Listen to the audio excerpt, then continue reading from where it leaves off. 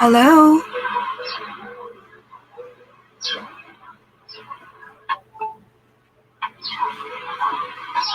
Hello, guys. Good morning.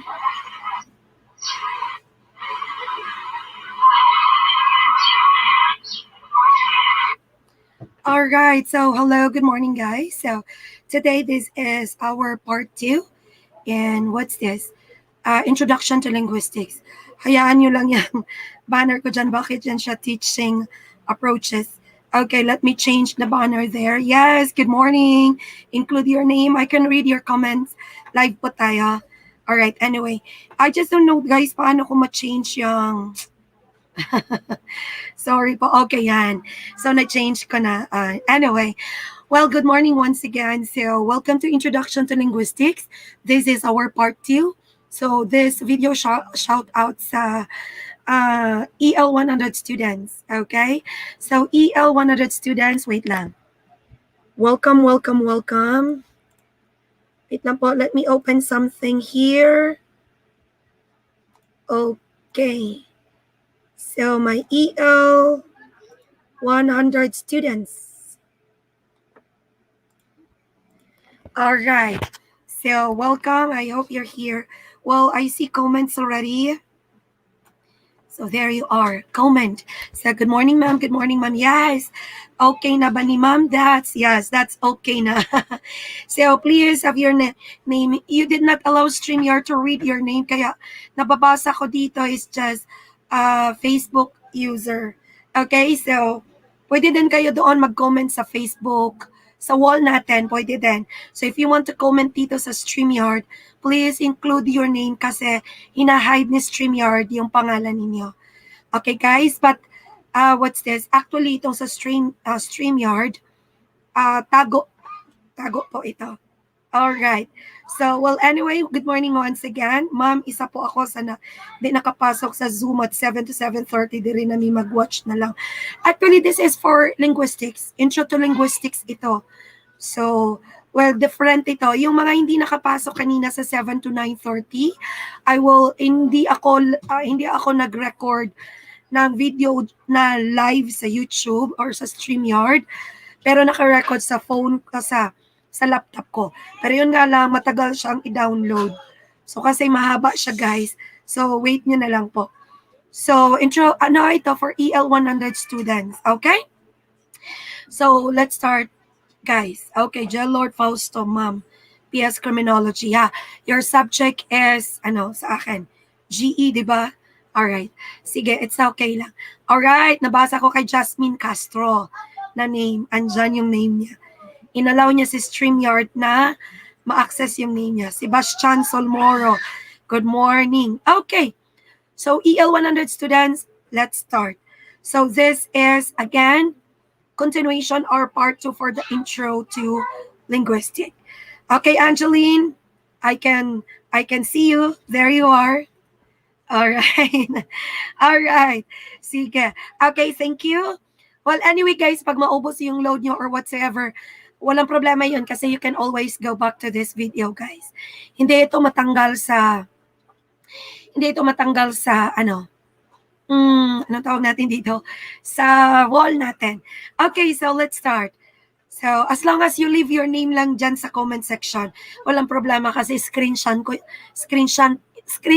ko yan lahat mamaya. So, first thing is, I'm so sorry sa voice ko kasi it's not that friendly today, but I will try all my best. So, Angeline, okay lang ba yung voice ko? Okay Yes, lang. ma'am. All right. So, thank you. I can hear you here. Scovilla Justin, good morning, ma'am. All right.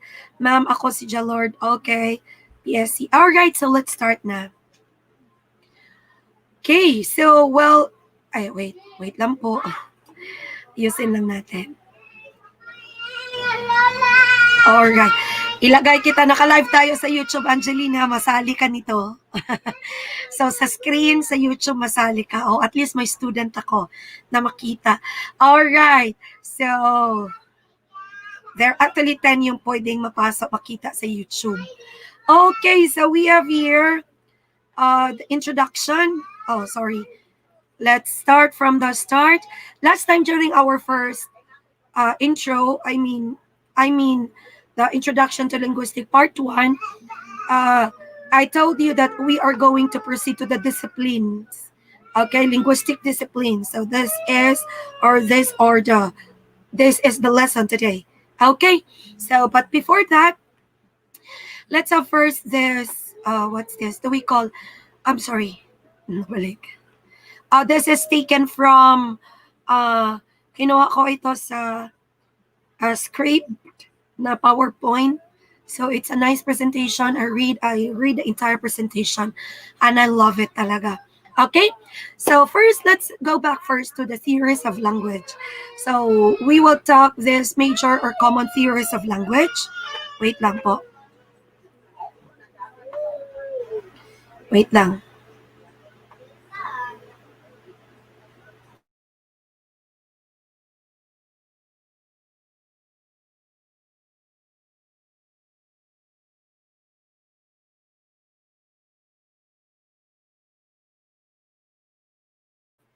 All right, so let's go back. Well, anyway, so the theories of language, we have here behavioristic Skinner. Okay, Skinner na theory. So infant, wait lang. Ang bata sumisigaw. Sorry. Ito ang problema ng live. Okay, I'm sorry. So ito ang problema ng live. So theories of language. So let's have behavioristic first by Skinner. So infant begins with no knowledge. We know that. So we have this tabula rasa, blank sheet. It's just like blank there. Okay, it's empty. So infant begins with no knowledge of language, of course, but possesses ability to learn it through reinforcement and imitation. So, of course, behavioristic is that even without teaching the kids yet, so but then they observe. Okay, they listen to us, they hear us adults talking, so they are surrounded by adults talking. So behavioristic, they learn or they possess the ability to learn the language through reinforcement and imitation. So as you hear the kids, of course, first they hear it and then they imitate. So that is behavioristic behavior. Okay. Then we have nativistic or psycholinguistic. So that is Chomsky, Noam Chomsky. So child is rewired for language development and environment triggers its emergence. So nativistic or psycholinguistic. So it means pre-wired for language development. So it means there is a space in them, okay, for them to learn the language. There is a part in them that they will learn the language, okay, and then the environment triggers it. That's why they enhance this language learning because of the environment. Andyan na yan sa kids eh. So, okay, there is a space for them to learn the language. That is nativistic or psycholinguistic, according to Chomsky. Then interactionistic by Piaget. So language occurs through fixed developmental stages. So bawat human, there is developmental stage. And then there is a level of language learning in each stage. Okay, so that is interactionistic. We have, for example, a 1 year old has different interaction with the adult. And then, of course, if you are an adult, your interaction will be different between 1 year old and 6 years old. So that is interactionistic by Piaget. Then we have language components and skills. So we have the form, phonology, morphology, syntax. So we will go later. We will go to each later. Then the content, semantics. And then the use, pragmatics. Okay. So what do we mean by this form? Language components and skills. So phonology, morphology, syntax. So let's have this form. So look at this, the functionalist language theory. So we have here the pragmatics, the syntax, and then as you can see that, what's this? Diagram. So part of syntax is morphology. So they are interrelated. Okay, they have connections. So it sees connection. So the syntax, morphology, semantics, phonology are under pragmatics. Okay, so let's go to each of them. When we say phonology, what do we mean by this? Phonology. Logy, of course, study. But when I say phonology, what do we mean by that?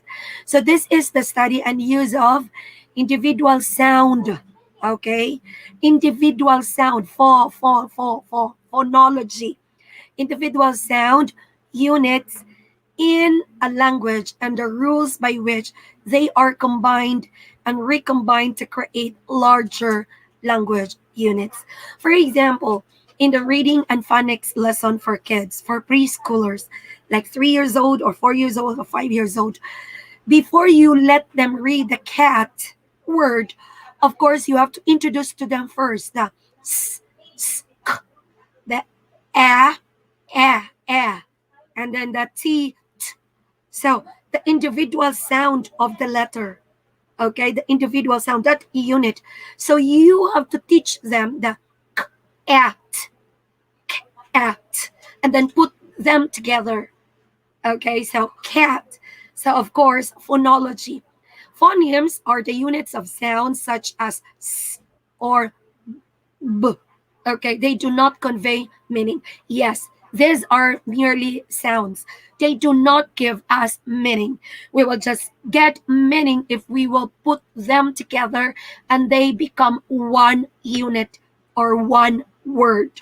Okay, phonemes alter meaning of words when combined. For example, you have the sat, but at. Okay, so as you can see, phonemes there. For example, you have there the at. You change that s to b. So then the meaning changes. All right. So phonemes alter meaning of words when combined. Sat to bat. Okay. Then phonological deficits. What are the deficits of phonology? Phonological deficits. So frequently appear as articulation disorders. Child omits a consonant O for you. Child substitutes one consonant wabbit for rabbit. O, di ba? Have you heard kids? Instead of rabbit, wabbit. Okay? Instead of, sometimes no, sometimes the mistake is from the adults. Like, what's this? Like, let's eat. And then, instead of saying, let's eat or kain na tayo, what you're going to say is, mamam, mamam. So that is not healthy for the kids to learn the language. Mamam, mamam. Okay? So that's not good. So because kids imitate us. So as much as possible, let us not baby talk them. Okay? So you know that you hear kids or you child. Okay. So child substitute and consonant wabbit for rabbit. Okay. Discrimination, child hears go get the nail instead of male. So ito yung mga psychological deficits. Child omits the O for you. Okay. So you. Okay. So the pronunciation. But it's okay as long as you're there to always guide, as long as you're there to say the correct word. Do not baby talk. Okay. Next, morphology. So when we say morphology, what's the difference between phonology to morphology? Logy is still the study. So the study and use of morphemes. What do we mean by morphemes? The morphemes, the smallest units of language that have meaning. The phonology, the phonemes, no meaning yet. Okay, take note of that. There is no meaning in phonemes. But when you put these phonemes together, that's the time that you will get the meaning because you have this word already. But when we say morphology, the study and use of morphemes, the smallest units of language that have meaning, the smallest. Okay. A morpheme is a group of sounds that refers to a particular object, idea, or action. So roots can stand alone. So the phoneme now, the k, at, and then you put them together, it becomes morpheme. So you have the k, a, r, r. So that is car, t, a, k, So that's teach. All right. So affixes are bound, such as prefixes and suffixes, and when attached to root words, change the meaning of the words. Cars, teacher, tallest. Okay, so we have this affixes, the prefix and the suffix. So the root word, for example, the teach. So if you're going to have the suffix er, it becomes teacher. So the meaning changes. Okay, that is part of morphology. Okay?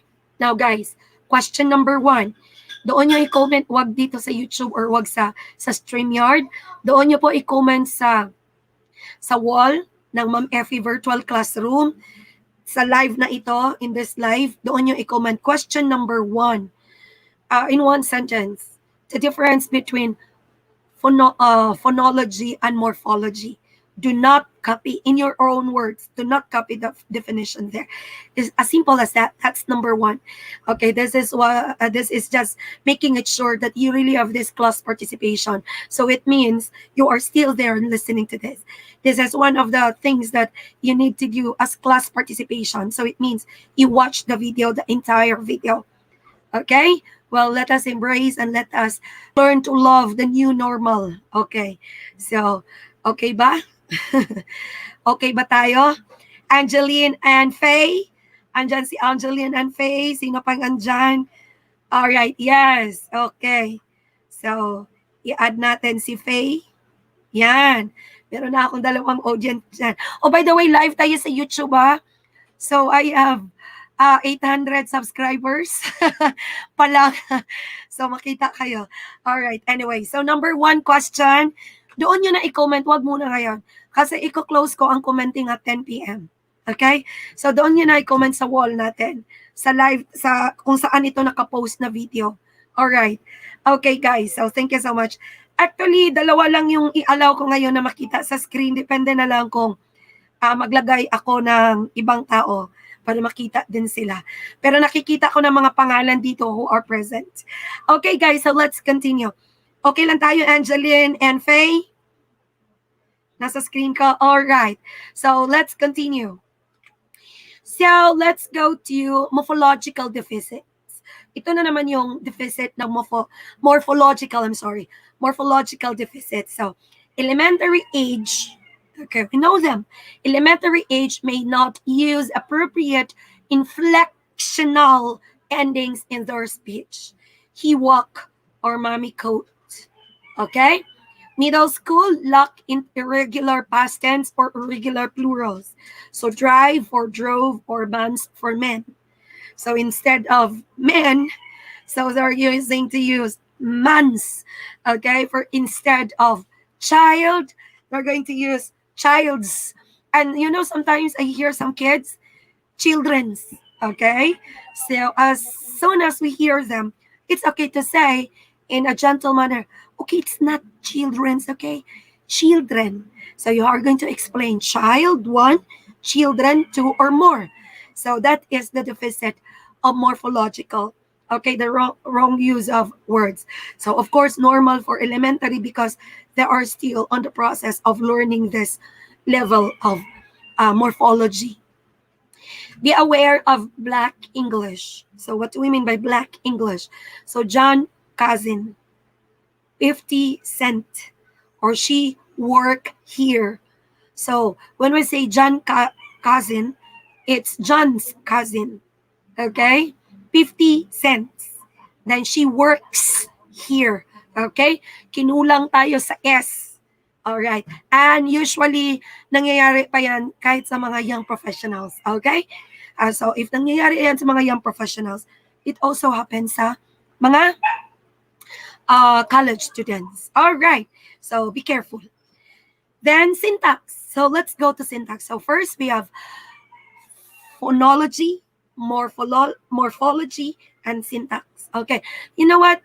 These three, they go together if we are going to talk about language or linguistics.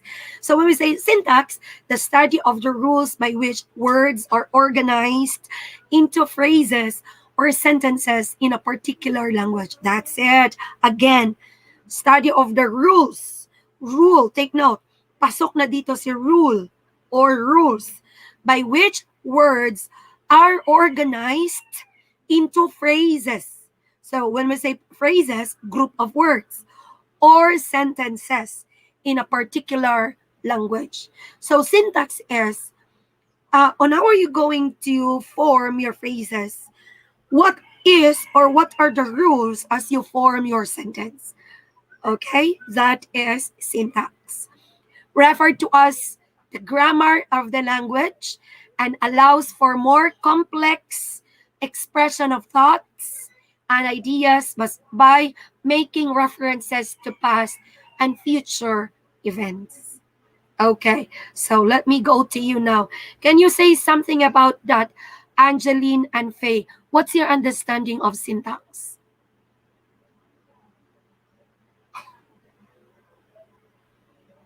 Can you give me one syntax? The frozen si Angeline, si Faye. Do you hear me, Faye? Yes, ma'am. Okay, so can you give me one syntax? Wait lang, ma'am. Oh, that's it. That's already syntax. Wait lang, mom. All right. That's already a syntax. Okay. Just wait. Okay, syntax. So, of course, that's oh, what's this? Ano tawag natin? It's a phrase. Okay. So, referred to as a grammar of the language and allows for more complex expression of thoughts and ideas, but making references to past and future events. All right. So, syntactic deficit. What are the syntactic deficits? So lack the length or syntactic complexity. So where daddy go? Where daddy go? So the problem is, of course, if you do not apply the rules, if there is no syntax, it means wrong grammar. Diba? So it can go with grammar. So where daddy go? So what's wrong with that? What do you think is wrong with that? Guys, sa mga wala sa screen, you can actually send a comment. So you can, what's this? You can comment, what's wrong with that? Daddy, where daddy go? What do we mean by that? Oh, what's the lacking word there? Kasi No. that is one of the syntactic deficits. What?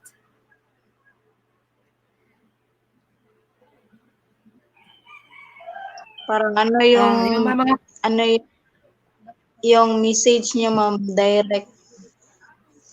anong kulang? What do you think is the lacking word there? Ano, did, ma'am. All right. Okay, that's it. So you have there, where did daddy go? So that is one of the problems of syntactic deficits. Yes, syntactic deficits. So it's wrong grammar that is syntactic deficits. So you do not have there lack the length or syntactic complexity. So kinulang ka ng word dyan. Okay? So let's proceed. Semantics. Okay, so we have the fourth one, the semantic. By the way, question number 2, guys. Question number 2 to those who have reached this far. Okay? To those, okay, may nagsagot dito, no conjunctions. So, Noriel, Atilio, i-post ko yung comment mo ha, no conjunctions. Yes, without applying conjunction, that is considered syntactic deficit. All right, what else? Where dad go? Where dad go? Ano yung where dad go? Okay. Ha, tama ko. Alright. Alright. So, let's go. Let's proceed. Okay. Andito yung mga comment nila. Guys, yung iba na walang name, guys, you have to approve StreamYard to show your name. Kasi para mag-comment kayo, maano natin yon, ma-count natin yon. Sayang yung mga comment or participation ninyo, guys. Kasi yung iba may pangalan, pero yung iba Facebook user lang. Kasi bago nyo i-click yung StreamYard, mag-ask siya sa inyo kung i-allow nyo na lalabas yung Facebook name ninyo sa comment section ko dito. Kasi pag hindi nyo inallow yan, na Noriel Atilio, Haha, thank you. Yeah, nakalabas yung ano mo, pangalan mo. Pero ang dami pa rin Facebook user. So allow it. Okay, so let's proceed guys. Semantics. The larger meaning component of language. So this is now the larger meaning component of language. So this is different from syntax. Okay? Oh, number two question, nakalimutan ko. So number two question, guys. So if you reach this far, answer this in the comment section kung saan nakalagay ang live na ito. Okay? Ilagay siya. Question number two. Maglagay daw kayo ng syntactic deficit. For example, that one, where daddy go? And then explain nyo lang bakit syntactic deficit, may syntactic deficit siya. Okay? So that's it. Very simple lang. Okay? You are going to say, for example, where daddy go? So syntactic deficit, add did. Okay, that's all. As simple as that. That's number two, guys. Take note of this. Okay, this is your class participation. If you are able to do this, cover na ninyo yung mga na-miss ninyo last time. Okay? No worries tayo guys kasi nag-a-adjust tayo lahat. Alam ko yan. So don't worry. Okay? So just relax. Okay. So now, let's proceed. Semantics. The larger meaning component of language, more than single words. So includes complex use of vocabulary. So this time, kanina sa syntactic rule, of course, we will focus on the rules, okay, and creating group of words and in creating sentence or a sentence. But in semantic, as it is the larger meaning component of language, more than single words, more than single words includes complex use of vocabulary, including structures such as word categories, word relationships, the synonyms, antonyms, the figurative language of the word, the ambiguities of the word, and the absurdities of the word. Okay, so that is semantics. Okay, that's for semantics. So, semantic deficits, limited vocabulary, especially in adjectives, adverbs, prepositions, or pronouns. Okay? So longer response time in selecting vocabulary words, then fail to perceive subtle changes in word meaning, incomplete understanding, and misinterpretations. So that is, of course, one of the deficits of semantic. Fail to perceive subtle changes in word, okay? Meaning, incomplete understanding, and misinterpretations. So, figurative language problems. So, why? For example, you are going to say, cell. So, maybe you are referring to a cell phone. Other person may perceive it as cell like jail or cell like part of the body. So, for example, if you're going to use that, but of course, if you're going to use them properly in a sentence, or yes, in a sentence, of course, you avoid misunderstanding. Okay? But ang problema sa semantic deficits is the figurative language because not everyone has the same meaning of the figurative language. Okay.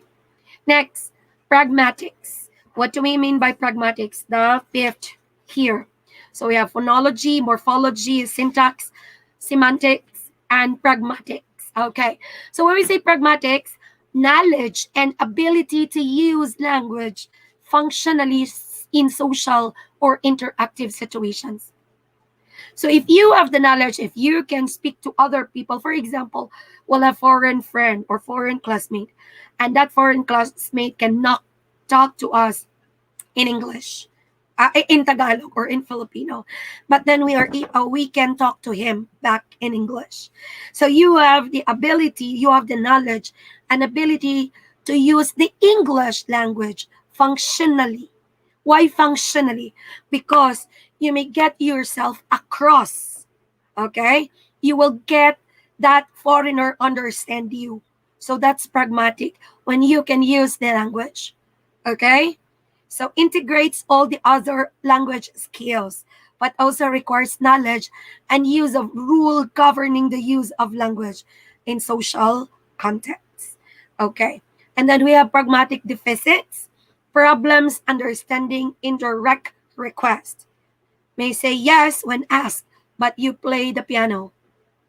Okay? For example, asa na ka? Padulong na ko, pero naligo pa. Di ba? Okay? I'm coming, but still, he is in the bathroom taking a bath. Why do you say I'm coming? You are still taking a bath.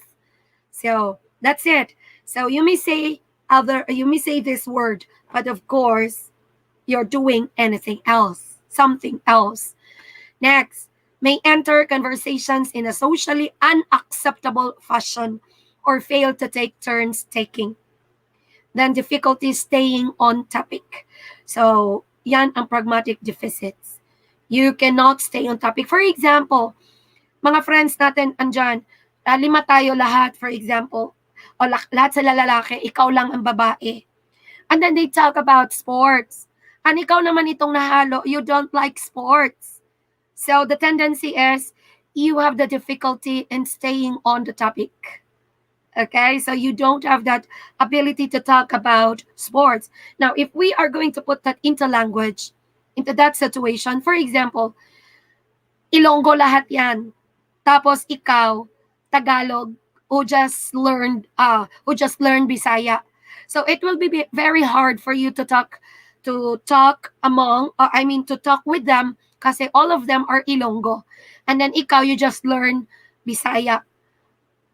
Okay? So you cannot stay on the topic because you cannot interact. You don't have the knowledge. You don't have the ability to use the Ilonggo, okay, language that they are using at the time that you are communicating with them. Is that clear? Is that clear? Okay. So next. Guys, meron tayong part 3 nito kasi hindi ko maubos ito ngayon. Alright? Nasa 15 slides pa tayo. So, mag-inform lang ako, guys. Mag-inform lang ako na I make the video para mabawi natin yung mga na-miss. I will make the video kahit hindi tayo online, then i-post ko lang, guys. Okay? So, hanggang Pragmatics, after Pragmatics lang tayo. So, difficult in staying the topics. Okay. Oh, yes. Hanggang Pragmatics lang tayo. Pragmatic deficits. Alright. So, now, you had how many questions did I give you? 2 questions only.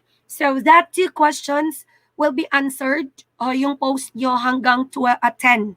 So yan ang way ko to know that you are participating. So that one question of what's this? 10 points, another question 10 points. And then for your assignment for this week, kindly give examples of those what's this? Disciplines. For example ng syntax, example ng semantic, phonology. And then sa end ng ng word ninyo, kindly put your reference, okay? Ngayon, hindi nyo siya isend sa akin sa Facebook, hindi nyo siya isend sa Gmail, but doon nyo siya ilagay sa Google Classroom. Okay? Yung assignment, nakita nyo man doon, assignment, di ba? Doon nyo siya ilagay. Doon nyo siya isave sa Google Classroom natin. So guys, please watch the video. Alright. Hindi ko na ito masabi ngayon kasi nasa ending na ito eh. So dapat sinabi ko ito kanina. So yun lang guys. So sino man yung naka-live dyan ngayon, so ang assignment nyo or offline learning nyo for this week is just give examples of 5. In a Microsoft Word lang, naka-Word lang siya guys, yan lang. And then, ilagay nyo lang yung reference nyo kung saan nyo siya kinuha. And then, by the way guys, ang PowerPoint presentation nito, malagay sa files, kung makaya malagay sa files sa Facebook group natin, or sa description, sa YouTube, and doon sa Google Classroom natin. Okay? Alright. So guys, thank you so much. And then, wag muna umalis para makuha ko yung names ninyo. Screenshot ko muna, guys, ha. Please, don't leave yet. Don't leave yet. I have to copy the attendance. Okay. All right. Okay, guys. So, thank you so much. And please, again and again, keep posted po sa mga post ko. Kiposted, I mean sa wall, sa Ma'am Effie virtual classroom. So, thank you. Bye-bye.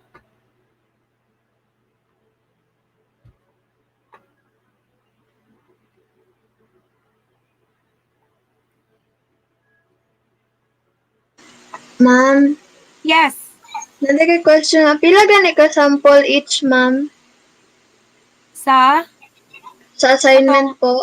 assignment, it's up to you. Basta magbigay ka lang ng example. Okay, 5 or ma'am. more, it's okay. Okay, thank you, ma'am. All right. Welcome.